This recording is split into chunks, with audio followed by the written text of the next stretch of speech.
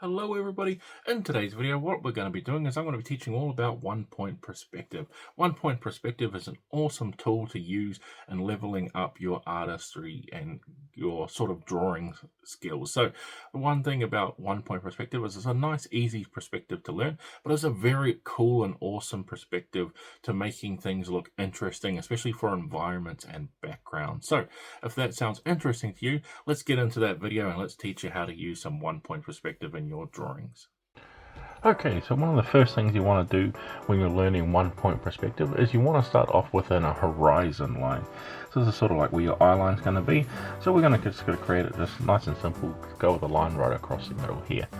And then what you want to do is the most important thing is you want to establish your vanishing point, because this is the area where everything's going to go to. So we're going to pick somewhere relatively in the middle, try to make it nice and big on camera so you can see it. And that there is going to be our vanishing point, and what that's going to tell us to do is that's going to show us where all of our shapes are going to go back to give us our vanishing point and give us everything in the correct perspective. So what I'm going to do here is I'm going to show you by drawing just a couple of squares on the page here, because one of the main shapes we're going to use in one-point perspective is squares. So as you can see here, I'm going just a couple of squares to do here, very rough. Now of course if you wanted that even better, you would of course just come in with your ruler to get a more accurate line. I'm just trying to go as quickly as I can here to get across the point. So we have our squares here. So what we need to do is we need to send them all to that vanishing point that we have here. So just mark here. So that means all of the points that you can see would be going back to this vanishing point right here. So for instance, this one that we have at the bottom here, we have three sides that are going straight back to the vanishing point, but if you wanted to make it so it was see-through, you'd have your fourth one go through there like so. So that is how you would get your vanishing point. Then one of the things you need to do is establish sort of how thick you would want your piece to be, and that would determine the size that our cube is here. And then you can see you have your cube going back to the vanishing point, and it gives you the 3D effect. Now, one thing that you want to know with going back to the vanishing point and creating your objects into three-dimensional forms is that when you're going with your shapes to the vanishing point and you were trying to create those three-dimensional forms, is that you actually only have two lines that you need to worry about, and that is with a vertical line and a horizontal line are the main ones you want to be focusing on here, especially when you're doing cubes and that sort of thing. So for instance, with our top one here, just quickly do it freehand so you can see we have our points going back, and because they're on the same line you'd have it just like this. And then to create your point and how thick it is, so this here of course would be the underside of our cube, is that it's just a vertical line.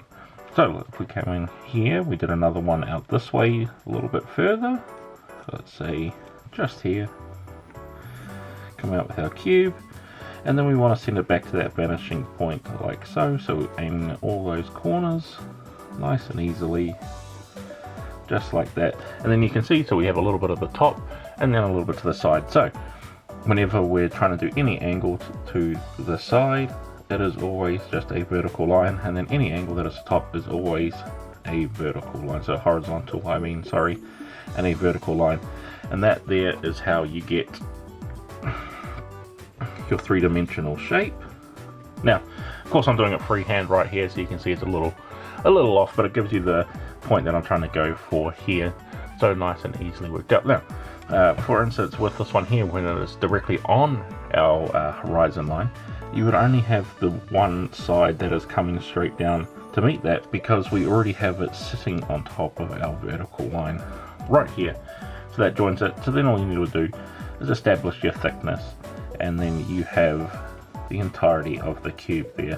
One thing I do like about when you're doing one-point perspective, when you're doing it like this and it's all coming out from the vertical point, is it looks like all these cubes are all speeding out from from that very center point. One little fun thing I like to think of when doing one-point perspective is it looks like a cool, like early 80s to 90s poster for video games and that sort of thing, where everything is a geometric shape shooting out from a point, and it does give off that very cool, effective, really sort of geometric sort of shape that is really cool and interesting, especially when you add in a whole lot like that. It gives it quite a cool little effect of everything sort of exploding out from the point. So if you were to turn these into like little cars or things like the spaceships even, you would have them all shooting out from this one point. One cool little thing you can do with 1 point perspective there. Now, one of the other shapes that you can use in 1 point perspective that you would be using a little bit here would be cylinders. So I'll show you quickly how we can do a cylinder. So let's carry on this horizon line this way, and I'll show you how to do a cylinder. So let's establish a different point here. So let's make it right here as our point for that. So just here we want to do a cylinder. Now we have here our cubes where we have all sides that connect to those vanishing points. So what we do is, for a cylinder, is we want to find out where one of those points is. So out here we want to create a shape, so let's go this way. So I'm just going to shoot out, in fact let's even do it with a ruler, shoot it out like so, and let's say we want it out this way a bit further like that, let's say, and we want to establish where our circle is. So using only horizontal and vertical lines, we want to pick out how big it is. So we're going to say here, so doing a little bit darker on camera here. So we have there our nice flat shape, and then of course if we were to bring that up, we would have our cube like so that we've just been doing over here, but we only want the very bottom, so it's nice and easy to pick up that bottom. Then all it is creating a cylindrical shape like so. This will take a little bit to sort of get the handle on, but what you want to do to give it sort of the best possible look becoming a cylindrical shape is that you want to make sure that all the points are touching each side of the square like so, and that there is how you will establish your cylindrical shape, so you can use it there. And then it's all about just bringing it up. Now you can of course use a ruler for here, so like so, and then you bring it up as high as you want. So I can give you a good example. Let's bring it right up. So we're picking the two edges that you can see. So as you can see, we've got the edge here that we can see, and this one over here. So we want to bring them straight up, and let's bring them above the horizon line, so I can show you a little bit of how you can do it from the top as well. So what you would do is you would of course shoot it for the top here, like so, aiming at both of those sort of areas.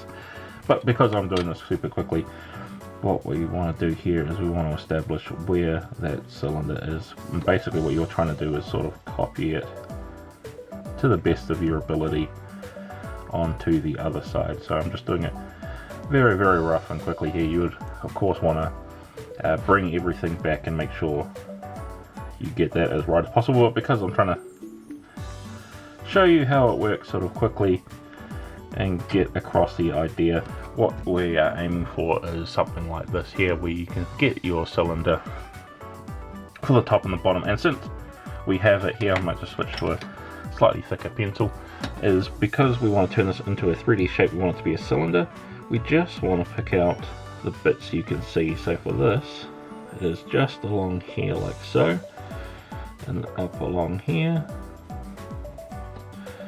And then because this would be the back side of the cylinder, because it's got to go back to that vanishing point, you would actually only see the top bit just here like this. So that's how you would get that, and you'll of course erase the bits you didn't want. I'm just going to quickly lighten this up just a little bit so you can get the idea of what we're doing here. Just like so. And you can see a little rough on my part because I'm just trying to sketch this out as sort of as quickly as possible. But you can see just like that, we have our cylinder. And then of course if you can do that at any angle, let's do it up here even. So we've got this, we want to pick roughly, so a nice little cylinder.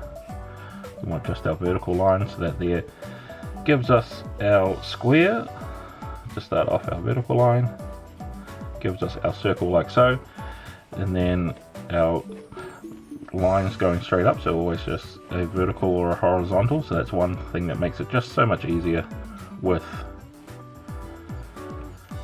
our 1 point perspective there, and then that there, you just go to the side. You can see, depending on which way you want it to do. Of course, this is if you want it to be a solid object and not sort of one you can see through, because if you're doing a see-through one, you would of course you'd want to include these lines right here.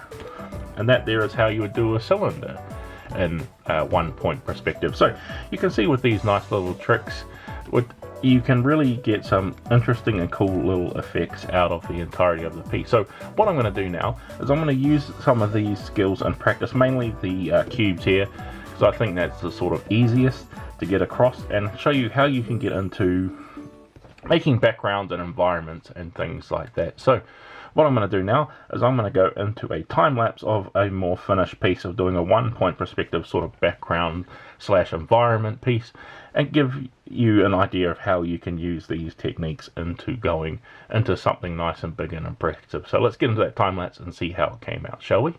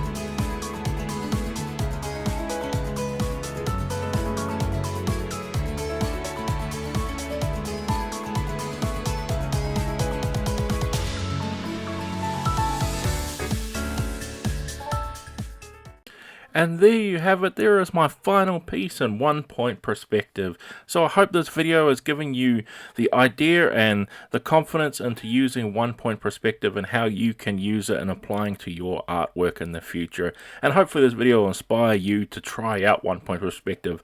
It's not too hard to learn, as you can see.